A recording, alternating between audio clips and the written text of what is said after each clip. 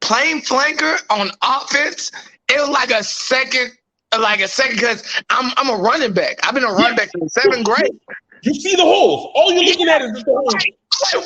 Like the transition for me was easy athletically, but IQ-wise, I suck. Listen, my Reds teammates are gonna be mad at me if I didn't tell this story. Okay, let's go. I think the minute I stepped on a practice field for rugby, the calling happened. An 8-year plan to be on the team, and I was in it within 2 years. Don't wait until you are a pro to be a pro, right? And I walk around with a rugby ball sometimes, and they're like, "What is this child on?" It looks like it was heavy. Yeah. It's up. It's not up. You know, that's the first time I played like professional. I'm making rugby money. How can I make money outside of it? And there's 2 Scottish guys, and they said, "Oh, you're here for the movie." That rugby is a game for all shapes and sizes, all cultural aspects. He looked at me and he says, "You guys are awesome." Roll rugby, roll rugby, roll rugby, roll rugby, roll rugby, roll rugby, roll rugby, What's up, everybody? Welcome to another great episode of Grow Rugby. My name is GiftTime Ibelu, and this is a show where we speak to people about the opportunities that they have found, created, or taken advantage of via rugby. Guys, what a tough weekend that we had this week. Man, from a USA overall standard, wasn't the hottest week. I think on Thursday, Friday, officially Madison Hughes decided to step down as captain and as a participating member of the USA Rugby Men's Sevens team, which is always tough. You know, we're going to miss the chin and that neck. It was the chin, the neck, and then the man bun, you know? Yeah, is it a USA Rugby team without that combo? But no, we lost him. And then, of course, the harsh mess that was known as the USA versus Canada game. If you guys got a chance to watch it, not the greatest performance for the USA, which would have been all right, except for the fact that it was 1 against Canada, and we lost to Canada for the first time since 2012 in 15s. And number 2, it was a Rugby World Cup qualifier. Another big loss, and which means we're going to be taking a longer path. But 3, on a positive, you know, we get to play them again, and you know, try and see if we establish either our repage movement or maybe we get some of these points so that we can match it up. But not the greatest setup. Not the greatest setup. We got to do better. We got to do better. I don't know why my hair is doing that, but we got to do better. We got to do better. But on a plus side, shout out to Alicia Washington. She is a USA Rugby member, New York Rugby Club member, but most importantly, she just got her first game as a Worcester Warriors women over in the English Premier League for rugby for women. So congratulations to her. And of course, congratulations to all the teams that are now getting a chance to start playing rugby more consistently, especially at the collegiate level, because it's nice to be back. It's nice that it's back, man. So congratulations to everybody who's gotten a chance to do that. You know, you guys are getting a chance to breathe. I mean, you know, who's going to know what's going to happen with the Delta variant and all that? I know hopefully we don't go into another quarantine situation, but for now, until said otherwise, let's be happy and just be able to consistently get that. Guys, I have a really awesome guest for you guys today. This one's a little different, you know. Sometimes it's you like to come back to the grassroots elements of it, and you got to love people who have personality, especially in this rugby industry. This is a guy I gotten a chance to know over the last year and a half, through a Facebook group known as the BIPOC Rugby Group.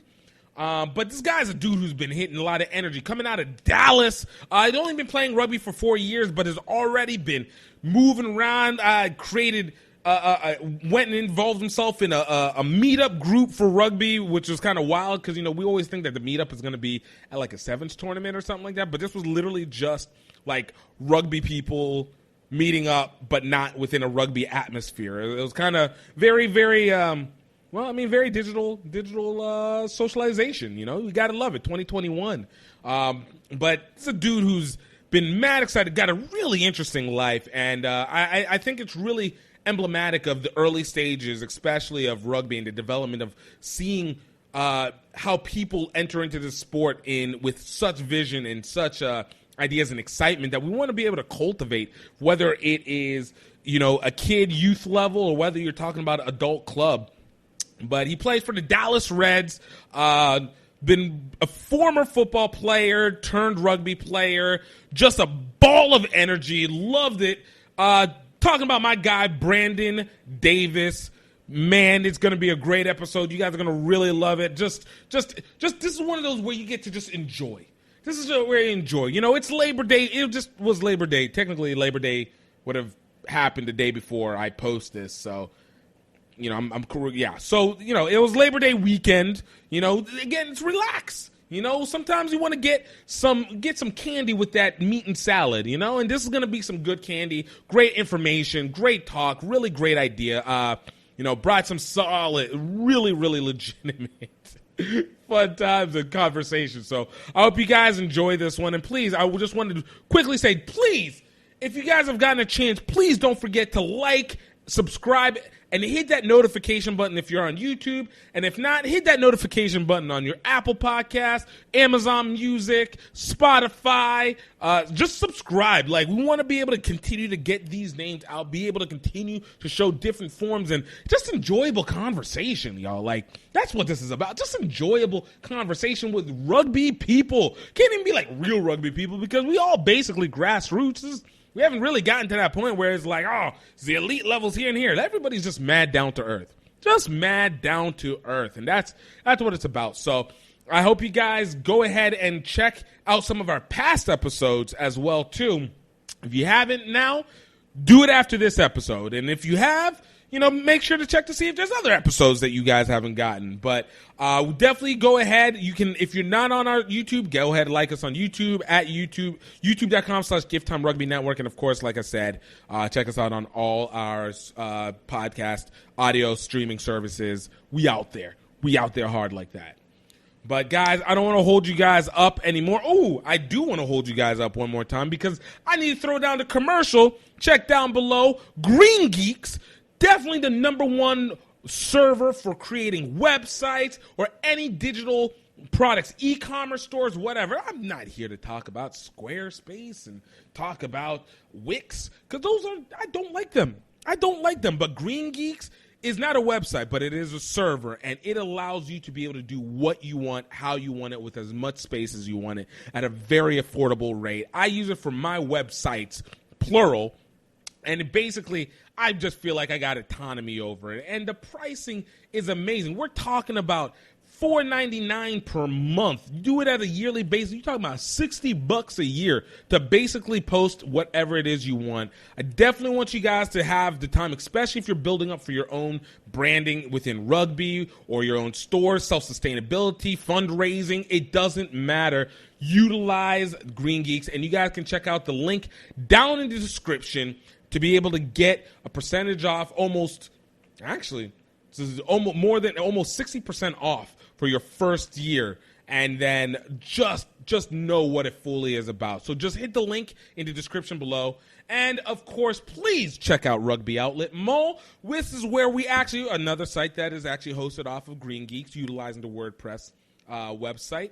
But you guys, we are trying to just continue to change and hold culture. We're putting up our stuff and things for you to be able to remember and set in. So, guys, go check out rugbyoutletmall.com. Check out some of our stuff out there because we're bringing in so much more. We're coming up on the last days of our current stock before we redo the entire thing. Redo it all. Sending it all out. This is day one people stuff, all right? Day one people stuff. And you guys can use product code GROWRUGBY for 20% off all products under GiftTime Rugby Network and more. So it's actually everything. So, guys, I hope you guys enjoy it, and I'm not going to hold it off any longer. This is the wonderful, the awesome Brandon Davis. Grow rugby, grow rugby, grow rugby, grow rugby, grow rugby, grow rugby, grow rugby, grow rugby.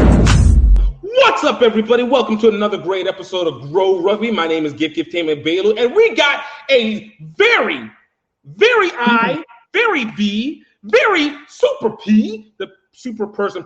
Yeah, there we go. Getting it right. On to the podcast today, Brandon Davis. Bro, Brandon, thank you so much for coming through.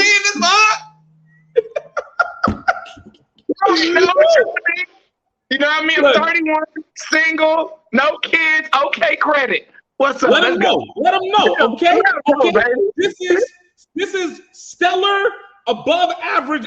This is what we want, okay? Above average. Above average. All right? Yes, sir. All right? We do it when he's not so unapproachable. That's what we want, all right? It's approachable. He's got that ish, so don't underestimate this brother right now.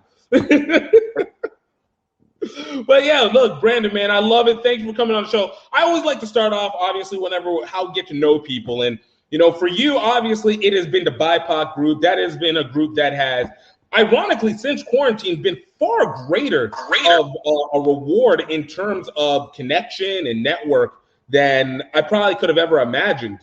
Ooh, you good? Hold on. Don't worry. See, this is why we don't do this live. This is why we don't do it live. So we get these out of the way. We good. No worries. But yeah, you know, seeing you through BIPOC, seeing your energy like wildly. Now I see you, this man out here doing freaking social media meetup groups in rugby, which changes it to a whole other level. Out here doing Black Rugby Rocks out here in Atlanta. Of course, it would be Atlanta of all places. And so, like, yo, we had to, like, whenever you came up, you're like, yo, can I be on the show? I was like, all right, let's see this. And then when I saw you were doing all that, I was like, okay, this dude's bringing a different energy. Like, you bring a different energy, and I like that. It's not even so much different. It's a familiar energy. It's an energy that I can vibe with, man. And that's what it's about. Hey, interlocking special connection. You know, you gotta have that spiritual connection. I feel you. I love your energy. I gotta match your energy. What you matching? I got that. It's only right. You know what I mean? It must be. It is the balance of the things. All right. Amen. I love it. Well, look, man, you know, as I go on every show, I always say it's always important to know every superhero's origin story. So, Brandon, for you, are you ready for this question? Let only gift you a gift to my gift. Let's go. Brandon, tell me, how'd you get started in rugby? Well, basically this. Honestly, I had a homeboy, his name Markel Pearson. I played football with him at Cedar Hill High School here in Dallas, outside Dallas. And nice. I'm like, I just came back from arena football. And I was basically saying, I didn't know what else to do. I was like, I'm kind of done with football. I'm like, I can't believe I'm actually done with football. Word. So my homie told me, hey, Brandon, come back to play rugby. I'm like, rugby? I'm like, bro, white people don't play rugby? Like, that's what I say. Look, I told people don't realize that's been a real phrase that we always get, in particular within the community. It goes, yo, hey, man, you want to come? I remember, sorry to interrupt you. I remember back in the day when I was single and not fianced and everything. Hey, baby, I love you very much. So it's old stories, all right? Old stories. Don't go against me. But I was trying to talk to one girl, and I was trying to invite her over to a game. She was like, what? Rugby a white people sport. I'm not gonna go see no rugby. Yeah. I still get talked to about right now. I still get it like, they were like, bro, Brandon, you play a rugby, bro? Like tell me, like, yeah. So I ain't gonna lie. Some of my friends from the inner city, I'm not gonna say hood, but some of my friends from the inner city, they like, bro, what are you doing? But when they come out to come watch me play, they like, bro, say, bro, oh God, bro, I'm about to get them, but they ain't got pads though, B. They ain't got pads. Bro. I don't know. I might have to. Yo, I'm telling you, I feel like this is the communal statement, and it literally always it will start off, yo, what are you doing? Black people play rugby. They crazy. Yo, you don't have pads. Yo, I'm not gonna hurt myself like that. And then I'm not getting paid for it. I'm not getting paid for it. I'm not getting paid for it. Trust me. My mom right now is telling me, I told you so. You were going to get hurt in rugby. You're going to mess up your job. You ain't getting paid for it, Brandon. I don't understand why you doing that. I'm like, because it's fun. I can't just work a job and that's it. I have to have hobbies. I am an energetic person, as you already know, Gift. I'm an energetic person. You can't be holding that inside. Like, it doesn't do well. Just trying to continue. That's so wrong. God would be so mad at me if I did that because he created me like this. You're like, yo, he gave you all this good energy. You're not even gonna use it. You're not gonna use it. You get it. Bro, no. You know what the other part is? And I love that you had said this at the beginning. 31, right? So it's the same thing. I've been hearing since, obviously since kid. Like, when you get 30, everything slows down. You get injury prone, or like you're gonna feel sloshish, and you see all the memes that go into 30, like, man, everything shut down. Bro, whenever you turn 30, you're 31 now, so second year, I'm 35. Have you felt your energy really drop? No. Have you felt like you slowed down on anything, really? After my Achilles, yeah. Okay, that's a different situation, all right? We got freak situations over here. After my Achilles, yes. Yeah, after my Achilles injury, I basically, honestly, that was the hardest 3 months of my life. Right. I had to sit down, be on bed rest. I've never had a major injury before. This was actually my first. I've been playing sports since I was 6 years old, all the way up till now. So I've never had a major injury. So this was my first major injury where I couldn't go nowhere. Dang, it was a mental battle. I could actually say that. But you know what? It's probably one of those things where, as much everything has gone well athletically for you, and to be able to see what you can do to be able to pull out from it has such a long-standing benefit down the line. Because now it's just like, okay, I know this, I understand this struggle, but I'm not going to let it be my fear factor from this point. Exactly. Right now, I'm so mad right now. My 7 squad is in the national tournament. They're going to Seattle right now. So, you know what I mean? It's just, I just haven't really been to practice. I've been just working, but I've been rehabbing like crazy. Honestly, I've been seeing how much rehab costs. I'm like, no, I got Planet Fitness and I got YouTube. So I just YouTube that much. So, no. Inner city medical life. That's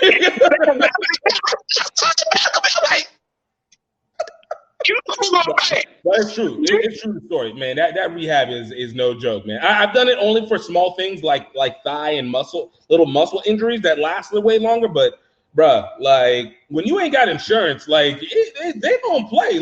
Oh God, no. They should be like Canada, just give us free health insurance. I'm telling you. I see why Canadians are so nice. Look, don't believe that lie, man. Don't let that demeanor fool you, okay? That's how they get you. They say, "Oh, we got free healthcare. Oh, we're gonna be nice," and then bop. They want to start getting all cocky about having border walls against the U.S. and Shira Robertson, that's you, ma'am. Shira Robertson, stand up, Miss Canadian. So for the audience out there, another BIPOC BIPOC rugby group member, just like Canadian. Actually, I don't know what she plays in Canada, but I know she's Canadian and she plays in Canada. And she's actually pretty significant in Canada as well as a player. So, yeah. Oh, so she got pulled like that? Okay. I think I've heard stories. You know, I got to keep my ear on the down in the grapevine. I think that's how the phrase go. I grow out of the grapevine. Yeah. Oh, but no, man. That's. I love the fact that it's a lot of people always talk about the fact of playing rugby in the dangers or whatever, the perceived dangers. And look, any freak accidents can happen. So I don't consider your Achilles to be something of the norm, as opposed to it just be a situational thing. But outside of that moment, you get this idea of oh, is rugby going to be too wild? And you're like, nah, man, this thing is for me, I remember one of the biggest reasons why I was able to keep that I played was, because I played sports, but not to the extent that you did. But I played football, and then I did a little bit of sports stuff for college, but nothing really real. But it was something in the being able to feel like you're still in college despite living an adult life. You get to play, there's this purpose, there's this funness, there's this levity, getting to meet people, having a reason to travel. Like, honestly, rugby gave me a reason to travel that I probably would not have had.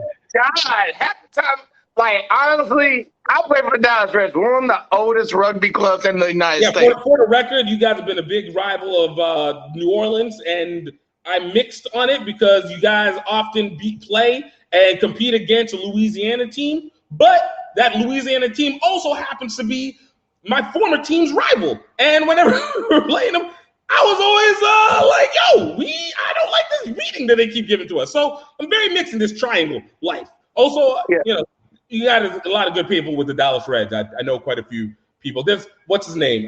Nigerian. There's a couple Nigerians, actually. Man, there's too many Africans on that mug, bro. I'm telling you, the takeover, all right? The takeover. You gotta understand, it's different dialects of African on that team. Like, when I try to do African accent, I don't even sound like that. I sound like this. You know what I mean?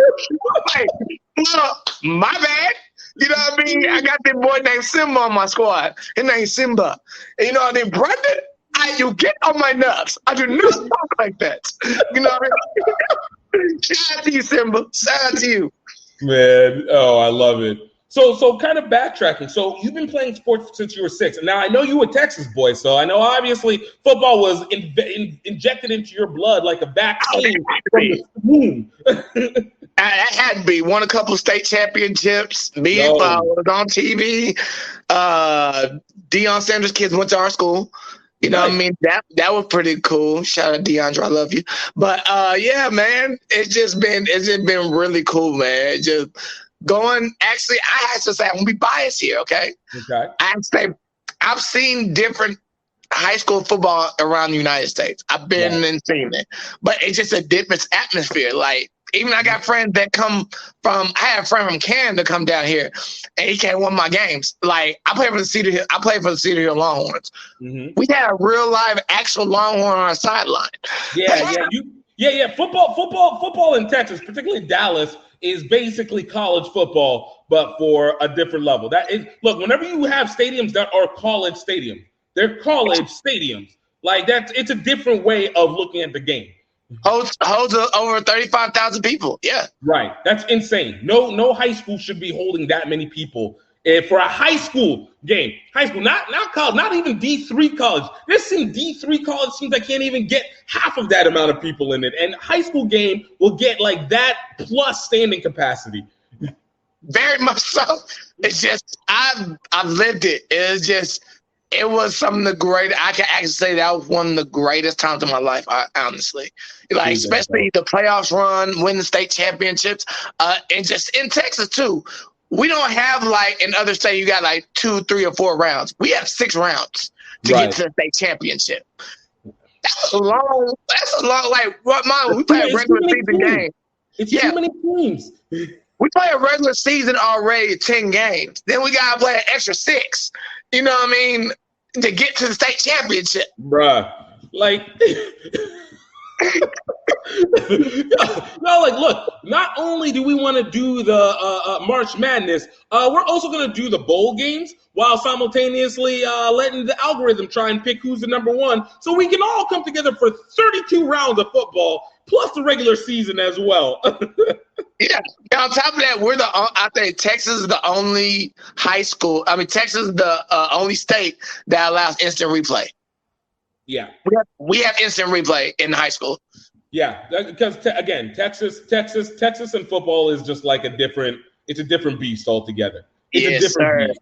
So you had all this, and this is in high school. What happened after high school? Where'd you end up going to college and then ending up arena football? I played college at TJC. It was junior college. Mm-hmm. That's the only regret in life. I wish I took track scholarships because I was all state in track. What was your event? 100, 200, 4x1, 4x2. You were a wide receiver, weren't you? Huh? You were a wide receiver or corner, weren't you? Right back, baby. That's why I love playing footy. Hey, listen, that's it. Why play rugby? I'm like, wait a minute. Especially they had me playing flank for the first time. I'm like, listen, every time they always put you, I'm like, so what do you do? I played football and I ran track. All right, you're a wing. All right, I ain't gonna lie. I I love the wing when I'm not tired, but boy, you need some stamina when you play flanker. On God in them. Yeah, you need stamina. That was all I did. Look, I really credit my coach whenever I first started playing because I told him I was like I was a linebacker and I'm a football and a fullback. This is what I do. All right. So he was like, "Yo, we're just gonna start you at flanker," and then he was just like, "Just go get the guy with the ball." And I was like, "That's all I need to know. I don't know anything about being able to pass this ball." Playing flanker on offense, it was like a second because I'm a running back. I've been a running back since 7th grade. You see the holes. All you're looking at is just the holes. Like, bro, like the transition for me was easy athletically, but IQ-wise, I suck. Listen, my Reds teammates are gonna be mad at me if I didn't tell this story. Okay, my first game ever. Okay, listen, I'm gonna be honest. My first game ever. I was nervous. I'm like, okay. They said, Brandon, you do this. I knew, like, I read YouTube clips. I did this, did that. I was like, okay, I think I got it. So I run 80 yards. Like, my first time, I run 80 yards. I ran back of the trial. I ran back out of the trial. I ain't touch it down. Bruh, this is football, and there's too much football. You out here trying to get to the stands that don't even exist at the back end. Say, man, I was like, the bad thing the second time went 60 yards. I had the audacity to high step into the try line, but I went faster again. Two times in a row. Listen, I've been playing rugby about 3.5 or 4 years. My teammates say I would never, ever let me live that down to this day. I ran out the try line twice in a row in the same game. Yes. Nobody chasing you. Like if you go 60, 80, you know the next person ain't that far behind, is not that close behind you. So you had time. That's the sad part. You got time to be able to get your head back together and put it. The first time, okay, we got you. But the second, and did you get carded for high stepping? Because you gotta Listen, I'll be honest. A lot of my inner African American was coming out. And I just go I did a lot of stuff I shouldn't have did. They were like, Brandon, don't do that.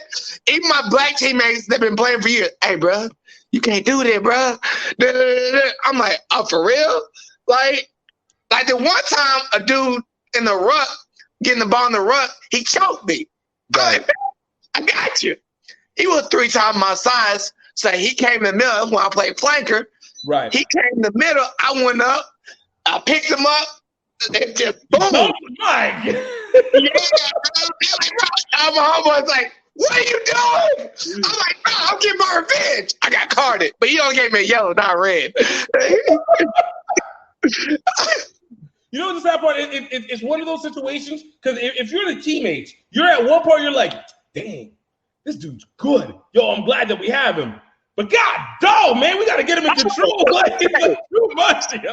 Say, there's so many stories I can't even say on there. That were rugby related.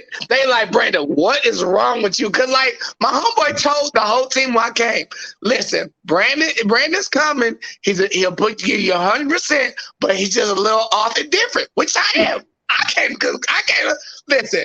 Even Olivia, Olivia ODB. Yeah. You know Olivia. That's my homegirl right there. Come on. Yeah. So that's the homie right there. She was like, Brandon, you're off. I respect you. But you're off. Very much so. Because we have an all-black rugby chat. You know what I mean?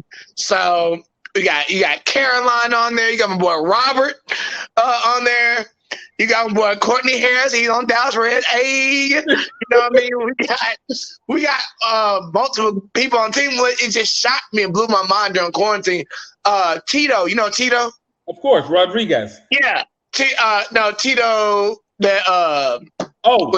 Dreads. Yeah. He's in New Orleans now. Yes, he is. So he's closer to me. And he put me on this group because he was he saw me how I was acting crazy on rugby. He man, they put me. I never knew this. I'm like, bro, I've never seen so many black people play rugby. It brought a little bit of tear in my eye, just a little bit. Just a little bit. Thing to watch. It's one of the favorite things. Whenever we do the HBC Rugby Classic each year, it's especially even this last year where we had but this is the most that I think I've invited at one time.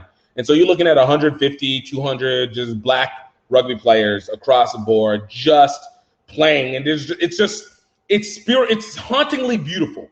Yeah, you are you kids? Are you the rugby team? Are you rugby?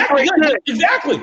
Like yeah, we won your HBCU Classic, which I'm very proud of. Look, Basilio's my guy. Look, I was here for it. Like this is what these are the rivalries I come for. All right. You know what that made it seem? Now you know what happened there. Now MICR and Dallas got to go again. That means you got to come back to the HBCU Rugby Classic. You got to see what's going to happen again. Yo, bring the rival. Look, this is what happens every year. So, like, check this out. So the first year, it was just the HBCU. So it was Prairie View, A&M, and Morehouse, right? Prairie View, A&M came in, bop, took out Morehouse. Nothing, all right? Morehouse, the next year, 2019. Yo, this was game time, all right? Yo, now, what did they do? 2019, bop. Morehouse comes in, puts it up on Prairie View A&M. What do we got now? 2 blowouts, 1-1 on each team. Now we got a rivalry. You got to come back. This past year, it was a little bit iffy. COVID's been all messing everything up. But whenever we get the Morehouse, Prairie View A&M, and now hopefully be able to bring in Howard, hopefully North Carolina A&T. Grambling. I heard Gramblin's trying to get a rugby team going. If they can get, I know the Shreveport guys have talked to me a lot about doing it, and we've been trying to get it even here down at Southern. And now that we got a coach, shout out to the homie TC. But like she's now enrolled at Southern, so she's looking to be able to coach, and that's all we've been looking for, like a lightning rod, somebody to be able to just grab that coaching and be able to take it over. But yeah, no, like.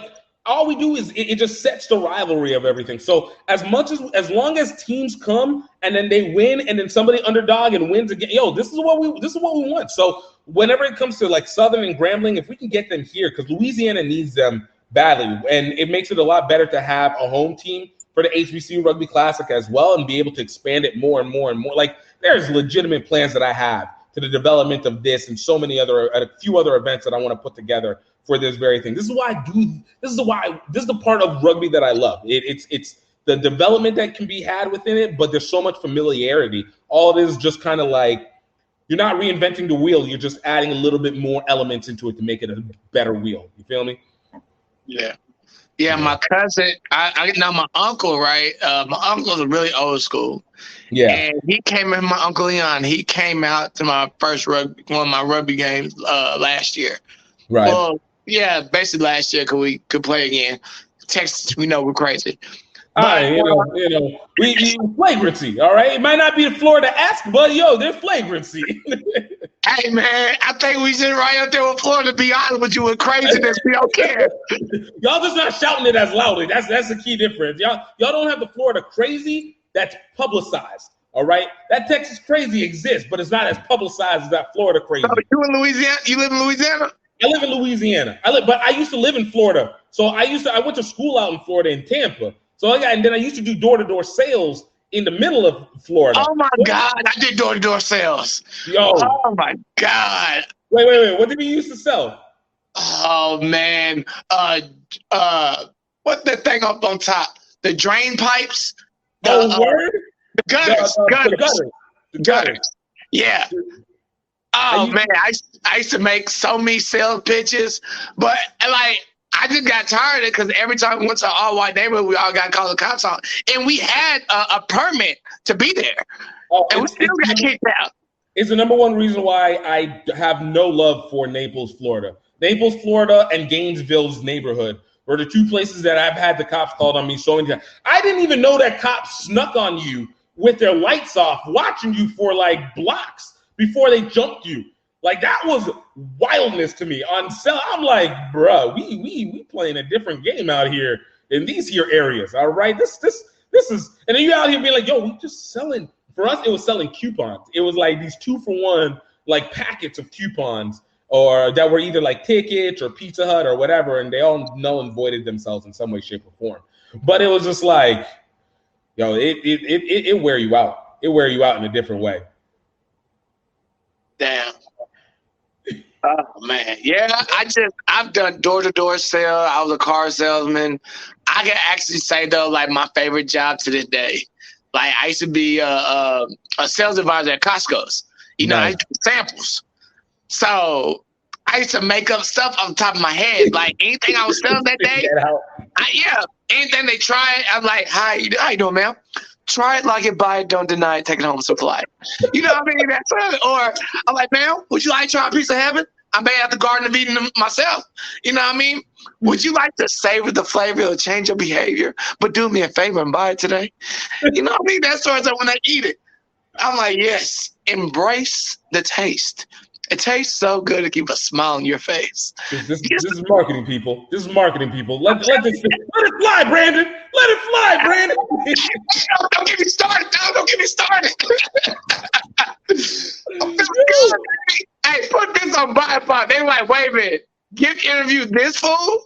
The dude that this is what happens when you get to do your own thing, all right? We bring on whoever, all right? We bring whoever. Keep bringing this energy.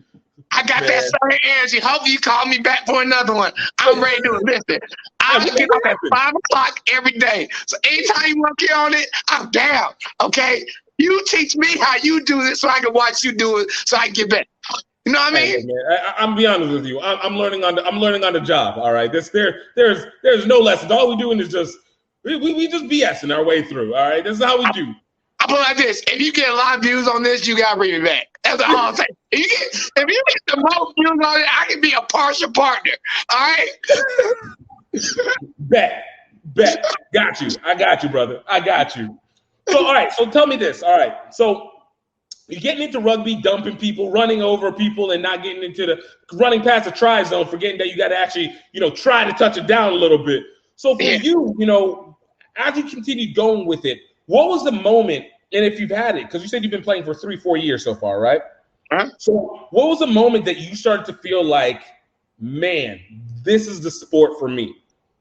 When I saw that you could travel and, you don't have to pay that much money to travel. Right. Then on top of that, they got nationals and stuff like that. And then the MLR came. Then you could probably play overseas. And, at the time, I'm like, oh, I'm going to try again, man, because, I'm a competitive person. Right. My IQ is not there yet. I'm not even going to lie to you. Like, I've learned a lot. I learned a lot. But overall, I still got to get my IQ down. What's the part that you have the hardest, what's the part that you have the most difficulty with, or that you're learning your weakness on it? I gotta learn how to pass with my right hand. I can go with my left. I'm all good with my left. All right. that don't end well. Or sometimes I do bad decision making. Like sometimes I just throw it up there. Like if I'm getting tackled out, I just throw it up there. Or or positioning with defense. Yeah. Well, defense, I finally got that down, but just positioning. Like not going, I know another guy behind me. I don't need to go after a guy. My guy get beat.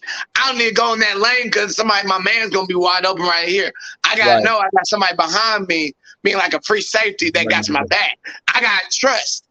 You know what I mean? Back. So that's what I'm still learning on. And I just got to, and cardio. Cardio is. That's not even, that's something that you just work on. It has to be done. Like you're just like, okay, how much can I run in the game? Because it almost doesn't always feel like running outside does enough to be able to get you ready. You feel me? Yeah. Honestly, I love playing wing when I don't want to feel like running the line. I ain't gonna lie. I'm gonna be honest. I'm mostly a wing. I can actually, but I know how to play flanker. I love playing flanker, but when I say, hey, I'm getting tired, I got one other humble like, put me on wing. Well, let's switch. And we switch. And he play flanker. I'm like, all right, let me get my breathing in. You know what I mean? I'm just sitting on the edge like this. Just chilling. Yo, the pass gonna get here yet? No, we good. We good. I'd be like, oh wait, okay, they going back that way. Let me catch my breath. Let me chill. Yeah. Yo, guys, don't let them get on. Don't let them get on offense. I'm not ready to go into defense yet. Yo. Let me chill. Keep it in the middle. Yeah, like, man, like, I ain't gonna lie, like, that bag of this stuff, I'm like, ooh, I like that. I'm physical. I'll do it. But when it's cold, it's the worst. I ain't gonna lie to you. That's why I'll be on the wing all day. I don't do cold. I'm a Southern black man from the South. We don't do cold. Nope. See, if it's 51, 50 degrees, I'm cold. Nope. Yeah, I tell people, look, the moment that it gets below 65, I'm done. Yeah. Like, we out. I'm out. I swear to God, I'll never get in 2019. I will never forget this day. We played a game. It was cold. It was raining. And it was only 2 degrees. I swear to God. No, and God, my witness. I wanted to quit so bad that day. But I'm like, I can't be no punk. But I kid you not, right when we got done with the game, I went straight to my car and everything hurt. And when I tell you my hands were hurting, bro, that's real. No, that's real. Look, we did this in Atlanta, and what made it even worse, I remember this was 2010, 2011, right? So we go out to Atlanta. We're playing, I think, Atlanta Old White, which is a team that I've come to appreciate now, but loathe basically my entire organized playing career, right? We're going out. It starts snowing. So you get that little icy frost on the ground. Time out. It was snowing in Atlanta? In Atlanta! Yes! This was wild. This was hell for me. Yeah, right? that was hell that just froze over. That was that. Exactly. And then to add to it, they had this Fijian guy who was just an absolute nicest dude in the world. But if you know Fijians, like if you play against a Fijian, it's just kind of like just another level. Like honestly, like Samoan, Tongans, Samoan, Tongan, Fijians, they like how black people dominate basketball and football. They like that rugby. That's their sport. Facts. And so, like, we had to play against him. And, of course, he's at center, and I'm flanker. And I'm just like, when you hit, it's one thing to hit whenever it's warm. At least you feel like the body's all right. But cold hit, I can't feel my hands, and I have to feel my shoulders, and I can't feel my shoulders. No, man. That's not a good look. I told God, you hate me. I told him that day. I'm like, you hate me. That's what you want to do. I'm like, you got me out here like all my friends like, come on, Brandon, come on, man. It's totally fine. Go be in a punk. Just move around. I'm like, I'm moving around. I'm still cold. Right. There's not enough moving around. I don't know why people say that. Like my kinetic energy does not provide enough warmth to make this worthy. All right. It doesn't work. Especially, you know why? And I realized, especially here in the South, because we got all this humidity that's going around, so that cold air just gets frozen, and it just becomes frozen water around the air, and you're just drowning at that point. Yeah, but we really don't even have a whole 4 seasons here in the South anyway. We really don't. Yeah, it mostly be cold a little bit, get right back warm in the wintertime. Like, I remember last year, it was 100 degrees in the middle of the wintertime. I will never forget that. Right. 100 degrees in the wintertime. Then you guys have to freeze. Say, man, I like the people in the All Black Rugby group still get me so much crap because I always talk about Texas, this Texas. You see my posts a lot. I make full-hearted Texas to the day I die. Right. Straight up. Right. I love my state. Like, if anybody would say, oh, he's from Texas, that boy good. That boy good. You know what I mean? Wait a minute, Texas. Hey, that's that. Look, listen. If you tell me this honestly, any other true Texans, we feel like we can not be Americans, we can be Texans, have our own country. Straight up. Yeah. You guys are crazy like that. That's what I said. It's a crazy, but it doesn't have the public wildness that Florida does. But it's there. It's all there. When half your state is a desert and you guys still have people living in it, that tells you the crazy that's there. Let alone East Texas. That congregates a whole other level of crazy. That's why I play ball at. That's why I play college ball out that way. That's my first time to the day. That's the first time I've ever seen the KKK. Bar none. Yeah. I didn't even know that existed until I went to college. Like if you feel it like a story until you're like, oh, you guys are like legit. You guys like hate. Like, yo, this is wow. But that's what I'm saying. Like, dude, I remember going to El Paso, and I was like, oh my gosh, wait, this isn't just stories? I thought this was just stuff that movies made up. No, you guys are real with it. Oh, and I saw real tumbleweed. I'm like, no, I can't. I was like, no, you guys playing too much out here. What are you doing? I see that in Dallas. Bro, yeah, that's two Texans. That's two Texans. Like, let me get back to Louisiana. All right, we got our ramen, but ain't tumbleweed. Y'all go back to the swamps. Right, exactly. I'm gonna deal with my gators. I'm not gonna deal with tumbleweed. That's my line. yeah. My cousin, he from Lake Providence. At Lake Providence, and he's not as hot, y'all. He's just sticky. That's it.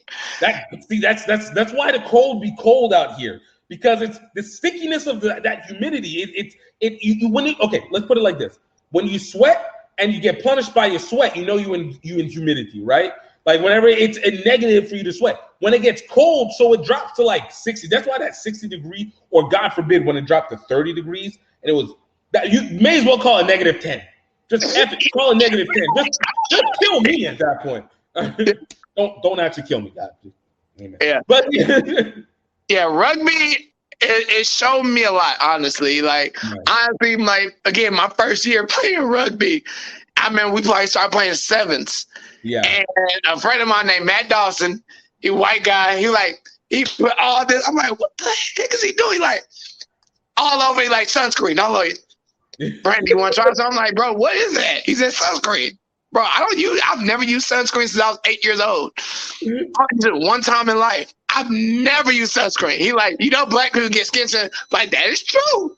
But every time I try to put sunscreen on, my skin breaks out.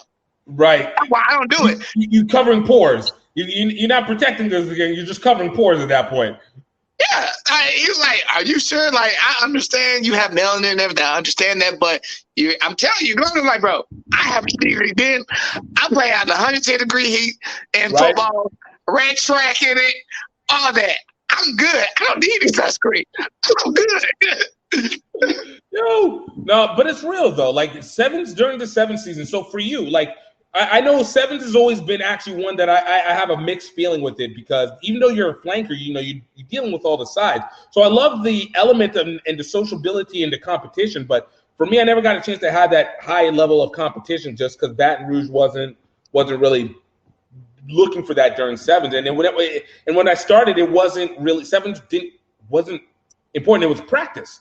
It was basically just warm up. So for you, when did you get introduced into rugby culture? Because I feel like there's a difference between what you do in the game versus what happens in the game. I think is easier to acclimate, especially from football. No, the culture. I honestly fell in love with rugby. Honestly, during sevens when I went to Bloodfest. Nice. Bloodfest, and when I never seen so many people in the stands. And my team, I was playing D2 or D3 at the time. Right. And, I haven't played D1 yet. I'm going to be honest. I'm trying to get up there. But I got to go to more practices and stuff like that, and the IQ. And I get on all my teammates' nerves. They know me being loud and obnoxious. But I'll be that. I will be that weird, loud, obnoxious guy. Everybody got one they say. Let me be it. I'm good at it. But honestly, Bloodfest and sevens, and like our Division I team played in the finals. Right. And when you got a team from all over the world come to that would trip me out. It blew my mind. I'm like, wait a minute, you got Canadians here? Then we played the French international team in the championship, and it was just, they flew down here for it. I'm like, this is crazy. The atmosphere was beautiful out there in Round Rock in Austin, where they have Bloodfest at. It's a whole complex for rugby down there. It is beauty. You been there? Yeah. I went there 2019. Yeah, 2019. Yeah, that's when we won the championship. I remember. Vaguely. Yeah, I was watching more of the U23s because I was there with Stars. I was recording games. Okay, yeah. Okay, I remember Stars. I totally remember. Like, yeah. Then the culture was beautiful. Like, I ain't gonna lie, I love it. I love rugby. And I had to tell my mom, I'm 31 years old, and she was telling me, she was trying to make me not to play rugby. Like, you ain't gonna do it. I'm like, I got my own place. Right. I got my own job. I pay my own bills. I'm gonna play this game. I'm 31. My mom still telling me what to do. Oh no, she forever will. Like it's forever stuck. I don't know how anybody can ever be like, yo, I'm at age, I can't listen to my parents no more. I was like, nah. You got. I'm 31, but you know what I mean. I scream at my mama when she not around.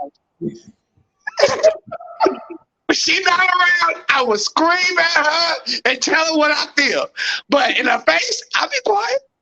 Yo, man, that's how exactly.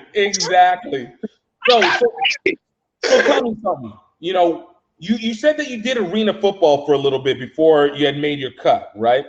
So from your experience with doing something like arena football to what you got in rugby, what was the biggest change that you were able to take from it, and what is one of the better comparisons that you had between the two that made you be like, okay, comparison, and basically, football was formed from rugby. Everybody knows. So again, like I said, the athletic transition was easy. Right. It was just the IQ. I'm still learning so much, like little things here and there. I'm like, bro, I didn't even know that. Like, there's so much knowledge you have to soak up with rugby. And, like, I've got a friend that he said he's been playing rugby for 8-9 years, and he still learns something new. Absolutely.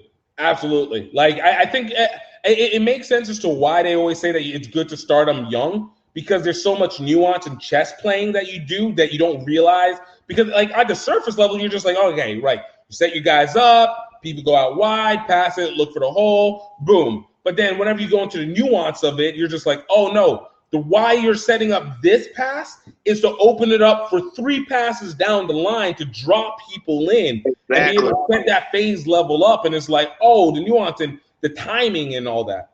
Yeah, basically, especially when you go up in levels. Yeah. Like when I've been up in levels, I've seen the D1 players play. I see MLR player play. It's like a physical game of chess, to be honest with you. It's a physical game of chess. That's all I can say with that one, because it's like the IQ, you got to be like this, especially when you play MLR. I watched the Houston SaberCats, and when they play the Seattle, wherever they are. Right. Yeah. You say the Seattle, wherever they are, as you say Seattle. Yeah. Let's go. Yeah. But then it's just like they were kicking ball, doing trick play. I'm like, bro, this is nice. And this is where it's like, yo, how people play into the rules. Like, even the kicking got purpose. It's not even just like, yo, we kicking to just try and get it down the field, but it's like we kicking, but we know that only one person can go. The person who kicked has to be able to be the first one there. But at the same time, yo, it sets up everybody else along the line and tires out the defense or offense having to come back to wild. Yeah. Yeah, I'm not even gonna lie. I like to go chase the ball. When they say Brandon go chase, because I'm mostly sometimes the fastest. You were a punt returner at some point, weren't you? Yeah, I played punt return, kick return. That's all it is. That's all it is in a nutshell. I'm like kickoff. It's too easy. It's so easy for me. Cause like I'm not getting blocked. And then on top of that, I'll go jump over, like they'll say, Brandon, go get that ball, and then when I kick it out into the right corner by a try line, I'll jump over the new catches and score. I let him catch it, just light him up. Like when he hit the ground, I'm right there. I'm like, it's a sprinter's dream, honestly, because I ran 100 meters. Right. It's like I said, speed-wise, it's beautiful. I ain't gonna lie, kickoff is so easy for me. Or they made me do a jump ball. I ain't gonna lie. One guy just told me, he looked at me and I want to do a jump ball. So when I jumped there, he said, I'm not jumping with you. I ain't not. You know what I mean? He wants to be in the dick. Can I say that? Yeah. Okay. He wants to editing over here. We over here. I thought you were kid friendly, so I was trying to be. You know what I mean? We are here to corrupt the children early, all right? We bring them into the fold nice and early. Look, kid. After the game, he's like, bro, I knew you were going to jump higher than me. Listen, I play basketball, but I know my limits.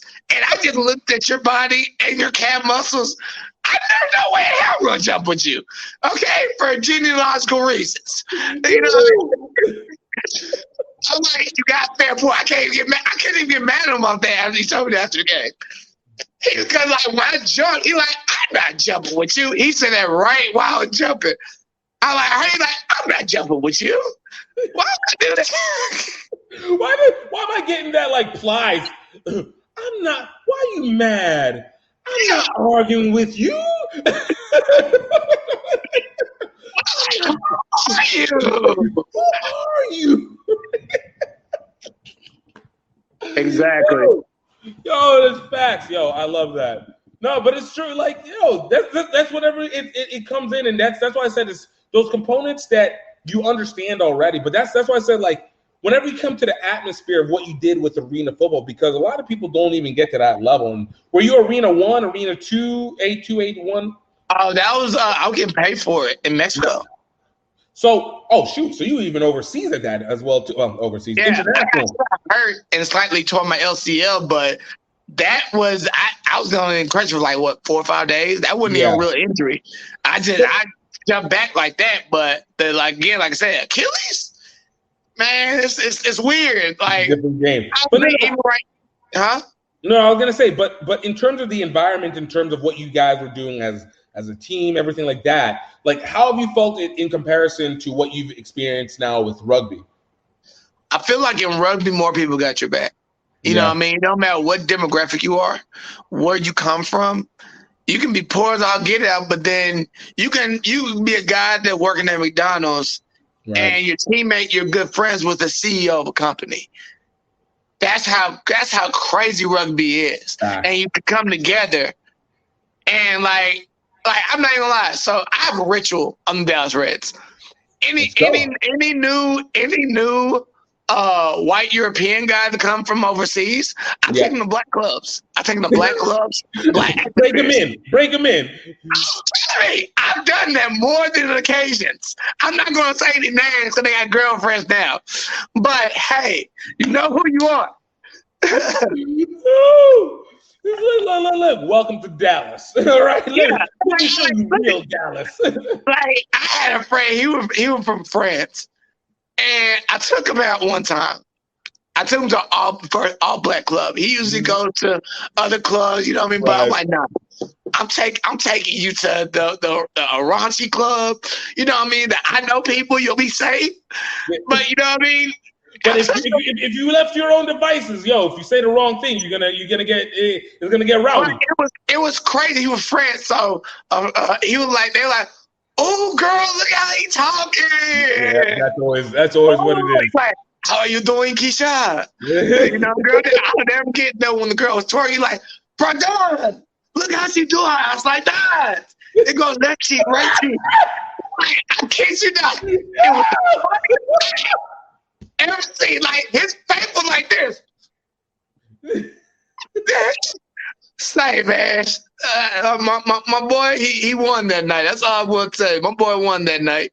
Look. This is why I always tell people, I was like, this is the era now of what we call culture rugby. Everything prior to 2020 was people bringing culture and then try and put it into the prism of rugby to create rugby culture. Now we're bringing rugby and it pushes out culture from that point on. We adding in and infusing into it because I think it makes such more of an element of not just uniqueness, but of being able to create your own variation, especially an Americanized version of what rugby is that has its amalgamation and everything. So, like in what you're doing, like you're bringing people through rugby into the black culture, into these black spots that they never would have naturally gone into organically, and that's what it is. Like when you go overseas, you want to be able to be like, take me to your best spot here. Let me feel the culture at its best. And we have the same familiarity because we play rugby, but now you're going to give me the chance to be able to learn more about what it is so I can take it in and make it like a richer experience. I love being cultured anyway because like my mom, I grew up with my mom. She had multiple people go through the house that are different cultures. Yeah. So I can actually say, like, when I went to college, I got super cultured there because my ex-fiance was from India, and my roommate was from Germany. On the football team, he was from Germany. Nice. He's the dude that got my homeboy from Germany. I still talk to him to this day. He's the one that got me on J. Cole, honestly. When I heard Sideline Story, in 2009. When I heard Sideline Story, I was hooked ever since. Ooh, that's awesome. He came 4,000 miles to to tell you about the thing that you could have learned just literally just down the road. Exactly. He got me on Project Pat. He got me on. Well, I listened to UGK from Texas, but all he listened to was J. Cole, Project Pat, 8 Ball, MJT. Like the dude from Germany. Yo, this is how you know. This is how you know the hip hop definitely sells. All right, yo. Very much so. It's the biggest genre in the world. It's the biggest music genre in the world. It finally overtook pop. No, it wasn't even pop that it was the competitor. It was actually country that was the biggest. Really? Yeah, country was number one for the longest. That had the deepest, largest fan base until hip hop came in, and that's why, like, even now, and this is a whole other subject, and we can talk about this in another one. But when it comes to the subcategorization of hip hop at this point, because you have to have it, and if you don't have it, it's what hurts the actual genre itself, because people try and compare it against things that are not of it. So you got like your goth hip hop, you got your rock hip hop, you got your classic hip hop, you got traditional hip hop, like you got your R&B hip hop. Like there's subcategories to this piece that still works within this umbrella. Hey, right now, tomorrow, I'm going to a Brad Paisley concert. I love country. Dude, look, I'm not gonna lie. Okay, so I'm gonna be forward with you. Like, I hated country until they started popifying it, and then I was like, yo, you made it a little bit more commendable. And then whenever you got what is his name, Darius Rucker, when Darius Rucker started going in, and I was like, all right, man. Oh man, let me get my Darius Rucker, get my South Carolina Hootie and the Blowfish. I'm like, yo, let's go, because I hated Cowboy Troy. Cowboy Troy made the hell out of me. But Darius got me. I was like, okay, I can enter into this. And then I ended up going Florida, Alabama line, and then dealing with you know who got me on it? I was a real young kid. It was Garth Brooks and George Strait. I became a George Strait fan when I heard the song when I was 8 years old. You can find me somewhere down in Texas by George Strait. I was sold. Garth Brooks. See, that's it. Garth Brooks almost got me with Calling Baton Rouge, because they play that every freaking. I've been listening to that song since I was in high school. They play that in every club, at the end of every dance, at the end of every LSU game, at the like Calling Baton Rouge. Wait, you want a Thunder Road type of guy? I was Thunder Road. Thunder Road. Hold on, look, it worked, but you call him back. It's hometown. Well, that's where I'm at. So we recognize him for the spot. You know, so the pride goes in, but then it was just like you escalating too much. Like, Garth, you're starting to annoy me like this. Like, it's just too much. I'm getting too much Garth. Yeah, well, Garth Brooks went dark when he went through this weird stage. Oh yeah, whatever he turned into. He killed that character real quick. Cause that was that's like Michael Jordan playing for the coming out retiring playing for the Wizards. We ain't gonna talk about that legacy. We ain't gonna talk about that. That never happened. That was an amalgamation time. Like I literally was like, I can't tell if this was a joke or if you're serious. But whenever Chris Crocker made a whole album, and I was like, okay, yeah, all right. No, all right, my boy forever gonna be Chris Stapleton though. Chris Stapleton's a legend. Like, I'm not even gonna front, but that's what I'm talking about. Like, it's people like him that did the he did the whiskey. Who is it, man? You're gonna make me look through my phone. I gotta. Jason Aldean. Dirt Road Anthem. No. That one is good, but not that one. It was gonna be. Hold on. Let me get this. Let me get this, because I can't. I'm not going to be able to continue this until I get this figured out. Right? I need to get this name out of my head. Let me find out you probably related to me, because you got the same. You kind of think like me and low key. It is creepy. Look, great minds. All right, this is why we all under the guise of rugby. All right, what it brings together, the familiarity. You know, but so I'll put it like this. So I think actually my earliest one that I liked about that was country was Rascal Flatts, because that's R&B country. Yeah, R&B country. Yeah, they have a big black following. Them and Chris Stapleton. Chris Stapleton has a huge black following. When I heard Chris Stapleton, I'm like, this black guy. But when I saw him, I'm like, what? Right. That was exactly it. And then the other person who started getting me in was Luke Bryan. And whenever I saw him in New Year's. Come on, man.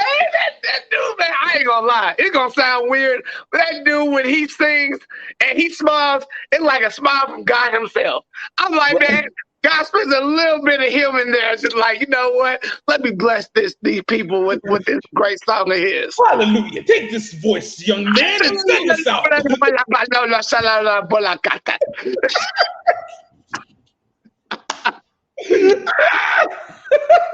Yes, indeed. Bro, that's what I'm talking about. So that's what I'm saying. Like, once I started getting into that, I'm like, yo, I had this mood. Actually, it was even 2014. People don't know this. Not that they ever really cared. But whenever the Chicago All Blacks were in town, and I went to Chicago to cover that game, I had to walk around Chicago to go to the practices because I was broke as I don't know what. Boy, when I tell you I was playing country the entire time, out here dancing in these Chicago streets, walking from one practice field to the next, walking like 3-4 miles, and I'm just like, yo, just take me away, and you did the job. So I'm always forever forgiven for that. I'm like, yo, country found its place for me. Yeah. And I didn't ever think it was ever going to happen like that. I'm from Texas, so country is going to grow on me anywhere I go. Again, this is the, like, there's football was the first vaccine in the womb, and then like country music like is the next one. That one's like, is it going to hit or not? But you're going to be in your system. Like if it hits, it's going to activate hard. If it doesn't, it's going to just tingle. There's going to be moments where you're just like, this is going to hit right, but I don't know. I have a question for you that I always been asking people. Do you think the MLR will ever make six figures regularly, probably next 20, 30 years, if they're still around? Do you think MLR is going to be even relevant in next 10 years? So if it, I'll be a perfect line. In the first year, I wasn't sure. I think the moment that they made the MLR draft and they did that out last year, I thought that was the first time when I was like, you guys are actually trying to be an entertainment company, which is legitimate. That's what sustains them.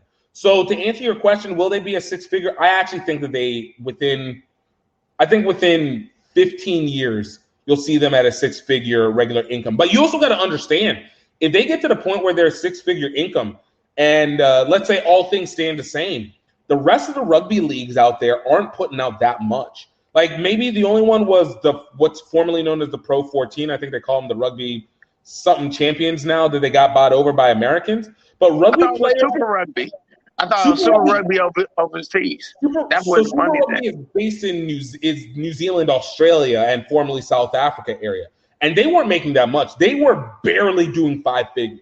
So rugby as a professional sport has not been a very monumentally financially beneficial thing outside of France, and then a little bit in Japan. How about Japan? Japan's a different level. That's the team that I claim as my rugby team now is Tokyo Gaijin. Getting to see Japanese rugby up front and how they function, I understand why it's been able to thrive. But with them, it's professional rugby is more like the company softball team that they just get paid. So that concept whenever they you bring in ringers. Well, everybody's a ringer for the rugby teams, for the professional teams, and companies pay them. So Toyota and Samsung are going to pay it out, but those are anomalies for the most part. Like in England, in South Africa, in New Zealand, Australia, they're not paying very much. So if MLR gets to that, and I expect them to, because the American business model is much more sufficient to profit than the European-based versions. I do see it, but it's going to really depend on if they sell their stars and if they really, really actually decide to truly go full entertainment. I gave a shout out again to my guy Ryan Ginty because he was the guy who's doing the pregame and halftime show for MLR. And he brought an entertainment value that we've been talking about for years, but he was able to do that. So if they keep on that path, I do think they should bring in how NFL films are, have an MLR films. Yeah, I feel like that'll bring more nuances to the league. Yeah, honestly, honestly, NFL films it was made the best the NFL. Honestly, hands down. When I tell you that, okay, I'll give you another story, all right? So initially I was born in Pennsylvania, lived in Iowa, then came down to Louisiana. Louisiana is when I started really caring about football. But it was because my coach told me to start watching the NFL. And I started looking at NFL.com. And whenever you see Steve Sable and all those movies, it's legendary. Bro, it made me have a different love for it. Like, it changed my love for football because I was able to get history and story and then connect in with everything else. So, that's yeah. what the MLR needs to do, honestly. If they bring entertainment value and, like, theatrical feature, like, film into it, I promise you will sell more. I'll say that. I'll say that not even just for MLR. I'm going to say rugby as a whole across the board. It requires, like, rugby has had an issue with being a very humble sport because of the nature of Brits and the humbleness of the South Pacific. But in the US, it doesn't work that way. We need the extra. We need the celebritization. We need to have the flash. And that's what sells it a lot. And once we do it here, it ends up trickling into other places, whether people want to believe it. When everybody follows America, honestly, everybody follows American entertainment. It does. Everybody around the world, they see what America do. Okay, we're going to try to do that too. Exactly. Because we commercialize in a different way. Like it's a consumer nation, but it's a consumer nation that works because it sells truly entertainment in probably the most, not even probably, in the most efficient way. So in rugby, and this is why I do the things that I do. This is why we have these people, and I'm so happy about seeing this industrialized ecosystem kind of starting to build within rugby lately, where we get a little entertainment, we get the teams, we get the culture variation, we get the behind the scenes. It's coming together. It's just that there hasn't been a lot of what they call stakeholders to put in. So we've all been trying to find the money, but we're about to break through because we don't have a choice. And then on top of that, like I was thinking about, I was talking to some of my friends and they were like, bro, why don't you do, the friends I grew up with, they always come to my games. Yeah. And they're cool with the rugby team. They say, bro, why don't we do a skit about how hood dude play rugby when you bring a hood dude in rugby? You know what I mean? Stuff like that. I think it'll be fun. I think that's a pretty good idea. No, I don't think. I know for a fact it would work. It would be hilarious. It's parts of it that you have to have. That's where we talk about the culture and association where people can actually relate into the sport, because otherwise people always look at it as the foreign sport whenever it's like, no, this is a networking. This is your bridging sport. Like, you didn't even realize that you needed rugby because we haven't shown you how to connect over to it. So, again, this is why it goes back. If we're doing the reels, or you're doing these podcasts, we're doing these documentaries, shit like that. So get your guys to do it, man. We need more. There's so much space in it. We'll find the money if it needs to get to that point. But effort, man, get it started. God, because like my friend of mine, like I ain't gonna lie, I feel like rugby got sparked because when ESPN started doing Perry Baker highlights and he'd been on the top 10 and stuff like that. And that was a lot of my friends when they like rugby. You talking about that dude that jumped over that dude or shook that Fijian dude? Like, I ain't gonna lie, that was still something that the sickest move I seen, dude. I watched that live. Dude, he did that. That was nasty. And the Fijian dude was pretty fast. He was like world renowned, and on that time when Perry Baker went to go track that dude down, like he walked him down. Right. But that's what I'm saying. It's those things. Those are what has to be hit. That's where you start to get it. That's why I said, like, it goes into, you have to celebritize these guys.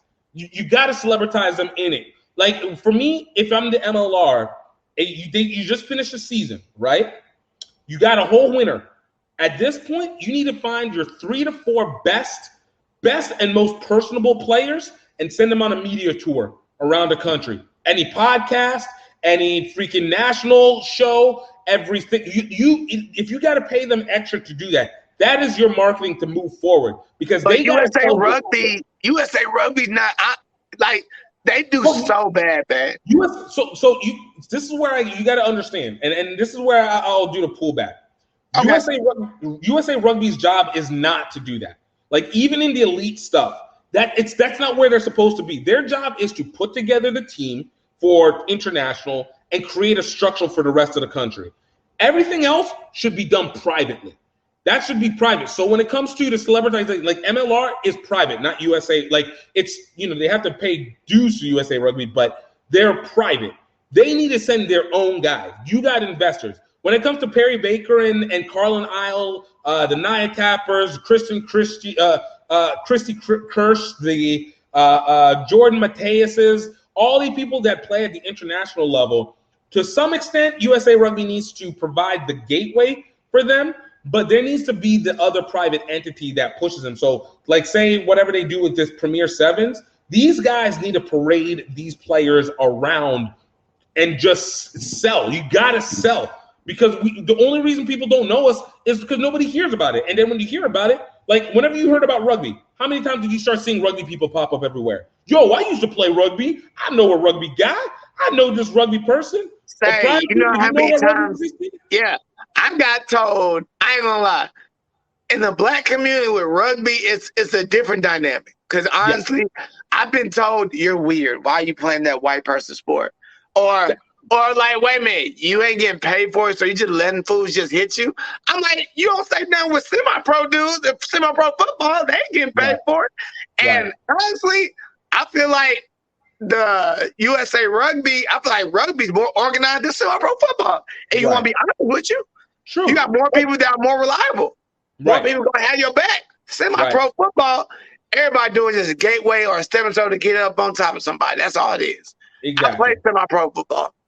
I would never play that again. That's the most unorganized, hoodest, craziest experience I've ever been through. Like, bro, I remember before a game, we were in the locker room. And, like, bro, I saw these dudes smoking weed and sniffing coke in their nose before the game. The 1990 Cowboys. I'm like, bro, I know we're down, but goddamn, we ain't the 92 Cowboys. We get back there. Yeah, we got some scouts out there coming to watch me play. For what? This is semi-pro. Ain't nobody seeing you. Ain't nobody gonna see you. Ain't nobody coming to see you, Otis. Bro, no, that's real though, and that's why I'm saying, like, and look, I'm even taking one step further. I think you can even do more with rugby. That's why, like, so for me, like, MLR is great for credibility, and I'm gonna let you go in a little bit. But it's great to stay up all night. I got all night. We're gonna do a part 2 on this one, but I'm gonna let you. But like with rugby, with MLR, it creates a credibility stance, but you don't have to aim to be in the MLR. You can tour, and that can be a paid element. Like they do this with Tiger Rugby, like touring. So like you bring all-star teams together and go around the world. You go tour. You can do your all-stars within the country. You can go do your own team over. Like there's so many variations of how to be able to go play rugby and experience it. I didn't even know that. Dude, look, let me tell you this. There's one place that you absolutely need to go play rugby at, and this is in Southeast Asia. I'm going to tell you this because what you think is tournament here, no, that shit is light here. They give you a full event. I'm talking about cheerleader, dancer. Example, in Vietnam, all right, for the dues that we paid, we not only got our own charter bus that they provided for us, they gave us our own cheerleaders to be able to root for us, specifically our team, that were part of the Hooters girls. On top of that, we had our own tent that they hooked us up with all the drinks. After the games was done, they provided us a social that they had like a whole performance happening on the stage for the players, a light show, and all this, bro. This was in Vietnam. Like this is Saigon's 10s. So, and this happened even Bangkok, Manila 10s. Like it's a different world in Asia. Listen, I would love to go to Asia because, mind you, I go to a predominantly Korean Baptist church, so I'm used to it. And, you know what I mean? And I've always wanted to go to Asia anyway. It is, you know what I mean? Asia is by far one of the dopest places I've never felt so safe in my life. Never felt so safe in my life. It is in Bangkok? Oh my God, Bangkok is amazing. Bangkok was simple. Look, let me put this, okay? A lot of people are going to try and disagree with this, but these are people who don't go overseas, or they go overseas angry, expecting to get American stuff. Being black in Asia was by far it was like being a celebrity. I've never had one, so many people want to take pictures with me, and two, so many people be so damn accommodating. They are so accommodating. I mean, dead ass strangers just randomly being like, "Yo, how can I help you? How can I help you? What's really good?" That sounds like Texas. Bro, it was amazing. It's like Texas without the guns. Well, that's about to be up in flames on September 1st. Well, it's another story of another day for that one. Bro. But yeah, like going overseas and being able to touch it's a different feeling of playing too.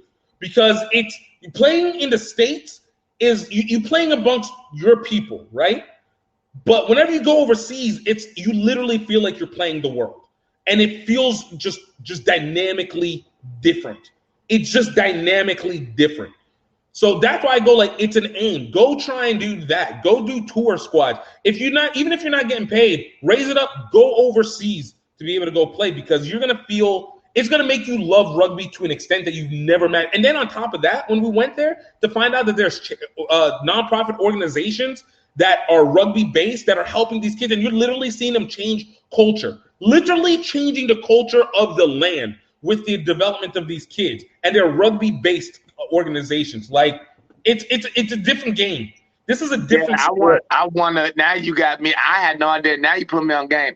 Listen, I want to do that. I really want to do that. Like I want to be your podcast partner now. Look. Here, we got good stairs here. Come on, man. You already know it. I think I made you. Listen, I watched all your other podcasts. I don't think I had you laugh as hard as I made you laugh tonight. That's all your other guests. If I'm lying, tell me. Bro, look. I've had some good laughs. This was some good laughs. This is some really good, like, because it's natural. That's why it's natural. That's what it's about, man. This has been, even in conversation, is just chill. Like, it's good. It's fun. This is what we do. That's why this is what we do. That's why you know you had that match in. So yes, this is one of the hardest I've been able to laugh during a podcast. And it just being just naturally going. And we still on subject while still being offside. This is rowdy. Yeah. This is Rowdy Cousins right here. If I don't be on part 2, I will Facebook shame you. I will Facebook and BIPOC and Rugby. Just because Rugby. Ain't none of Rugby and Church, but that's another story for another day. We ain't gonna talk about that, but still. We're going to make it happen. No worries.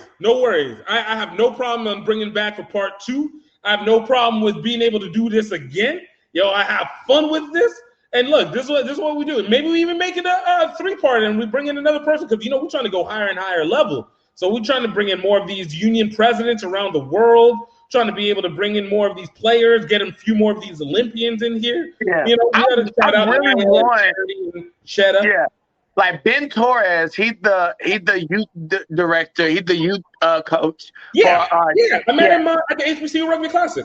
Yeah, so it's just like Ben. I kind of like Ben wants to bring more of the inner city kids in because he told me anybody can play rugby and not too much to play for. All you need is a ball on the field. That's it. Yeah. That's all you need. And like I saw I watched the game. Our youth kids, all them football players, right? They be on this high-end rich private school, right? And a lot of them really just came literally from the football field and come to rugby. And they just dominate. And I'm like, bro, where you from? Oh, I'm from Dallas, you know what I mean? And I want more people of color to get into rugby and stop having a negative stereotype. Because I was that person that had a negative stereotype. I'm like, bro, black people don't play no rugby. That's a white people's sport. But when I actually got to see more African, but African American, we're going to be honest, this different. I want to see more African Americans. I respect it. Yeah. That's why, to be honest with you, I utilize the term Black American on purpose because I think it's a much more accurate depiction without it being an insult.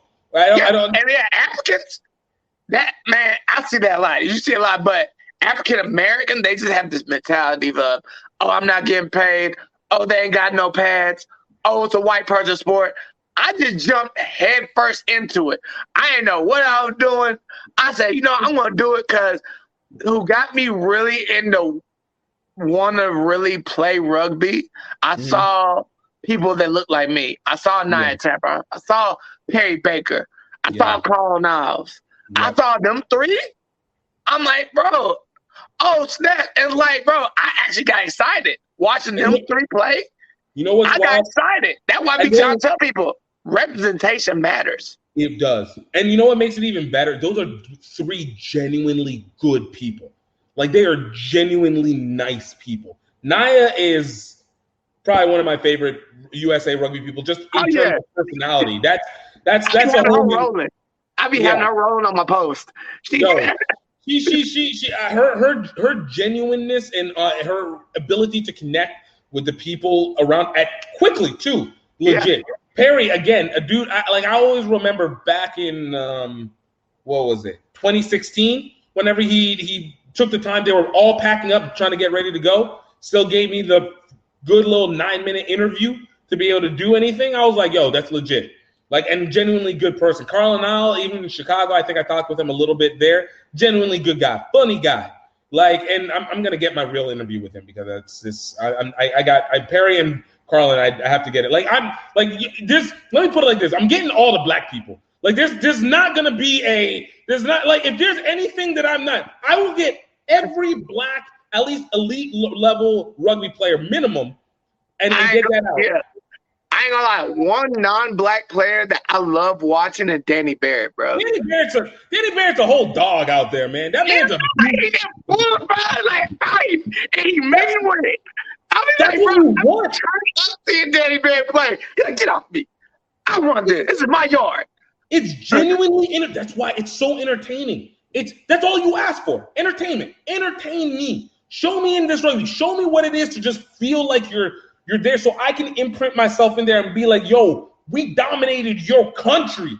And that's why I need Great Britain to also lose again. I'm forever, they're my villains. Great Britain, not necessarily England, not necessarily the UK, but whenever they use that Union Jack flag, that, the cross and the blue and the red, and all that, they're my enemies, all right? But they're just England, they're just Scotland, Ireland, well, maybe not so Ireland, Wales, we good. We good in those individual instances. Yeah, rugby really showed me a lot about different cultures. I met my first British Asian guy that's on our team. He's on our team. His name is Sonny. Nice. Real cool dude. Sonny's so cultured, though. He's like, bro, I went to New York. I've been to black clubs. I love this. I've dated black women. Brandon, I'm used to this. You know what I mean? Yo, I'm already in the culture. Yo, I was at the cookout. Yo, I've been grilling at the cookout. Like, yo, why you just try to get me like I'm a first timer in this? It just touched me. I never met a Asian British guy with an Asian guy with a British accent. That by far still got messed me up to the day. I'm like, bro, you're the first, and I've been all around, man. I've never met a British Asian guy ever in my life. It changes it. Use the sport as a tool to be able to get opportunities to go to other places and to experience other things. You can't do it with any other sport. Like, even if they say like soccer is another one that you can travel with, soccer has such a bitter inner competition, whatever, that it doesn't work the same. It's cutthroat. Very cutthroat, exactly. So it doesn't work the same, and you can't do it with basketball because there's it's the limitation of size, and there's just so many dynamics that you can't utilize for it. So as corny as it is, but people say it, but it's just like, yo, no, it's real. Like, rugby is probably the most interesting, and especially because of the fact that it adds the women into it. Like, yo, the girls sometimes play harder than us. No lie. Oh, it's a thing of beauty. But no, I feel like they get more. Like, I've actually seen when girls play. I've actually seen when a girl can't tackle, she punching the girl. Yeah. These girls are for real, man. No, I'm like, even our youth girls, some dogs, man. They mean. I saw them play. I watched them on my field. They're punching each other. Like, I ain't gonna lie. I saw one high school girl play, and one girl, she was on our team, but the other girl, She just came out of nowhere with bad attention. Ugh! And they get her a car. She didn't care. I'm like, what? Why? Why would you do that? But she just did it and just looked down at it. She got carded. And she said, I don't care. She had But you know what's going to happen afterwards? Everybody going to get drinks and the social, be able to enjoy and chill together. And that's where it all solves out. And that's the ultimate culminating factor on this. So, oh, man, it's wild, man. We're going to take this up again. We can't give the audience everything in one shot. We can't give it to them all. Oh, my God. Oh, my God. You're going to get like 30,000 views in 3 hours. Hey, I bet you knew before I was getting on here. You saw a lot of my videos. You already knew I was thrown off. Oh yeah, no. I was look. I told you when I saw the Atlanta one, and then I saw you like I'm with my cousin. She taking me to the airport. I was like, yo, let's go. But even before you put the videos, literally every single question that you put up, every post that you put up in the BIPOC group is something extra wild. Let alone what you put on your own feed. You just got wild shit for the sake of wild shit. I'm like, yo, this is a wild boy out here. This man is doing whatever at this point. Yeah, people tell me, even people on my black chat, they like, on black chat, rugby chat, they're like, Brandon, why do you post stuff like that? I don't know. I just want to. I just feel like it. I'm here for it. Like, that's what I might not answer every one of them, but I'm like, yo, keep it going. I never want to be in a position where someone goes, yo, Brandon, chill. I'm like, no. Don't let him chill. Sometimes that's just what brings the right amount of fire into it. Oh, yeah. Trust me, I got a lot of inboxes when I put in the Ruggers and Tuggers, if Jesus played rugby, what position would he play? or I also put like, oh, I know when Jesus came back from the dead, he pulled up on Judas. I know he did. No, I saw that one. I'm just like, yo, this is a wild boy over here. This is a wild boy. Brandon, man, where can they find you, brother? Oh, find me on Facebook, Brandon Davis. You're going to see a picture like me, with my rugby stuff on. You know what I mean? Like, oh, that good right here. Or you can catch me on Instagram, Brandon Davis, 2825. I don't know why I put the 2825. All the others, none of them were gone. So I just said, go ahead and do that. So you can catch me on there, or you can catch me on Snapchat, Brand Davis, 34. Football jersey number. 34 back in the day. But Brand Davis, BRANDAVIS, 34. Let him know. Find them people.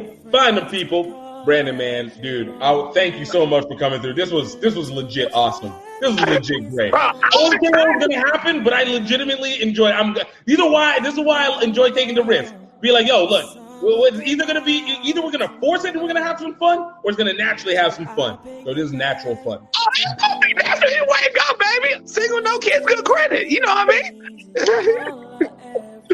Oh man, bro, thank you, bro. Yeah, man, Brandon, I appreciate it. That was so much fun. Thank you so much for being on the show, and guys. Yo, please check out some of our amazing guests. Last week, we had Jen Salomon from Mexico, rugby women. We had Cody Melfi, Olympian and USA Rugby Men's Sevens. We had Mick Feely of the United Citizens Foundation. The Citizens United Citizens Foundation. Why do I keep saying United Citizens Foundation? We had Mick Feely of Citizens Rugby Foundation, and we've had so many great people. Maria Thomas of Trinidad and Tobago. We've had Akinola Raymond of Old Blue of New York, and future-wise, hopefully USA Men's Sevens. Kirill Guthrie of the James G. Robertson and Clive Sullivan Foundation.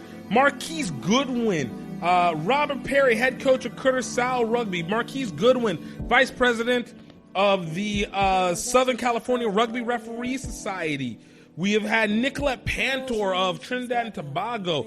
We have had Ryan Ginty of Next Level Rugby. We have had Warren Mullis and Preston Thompson of American Rugby Pod. Tozan Tutsitanwe of Viral Rugby.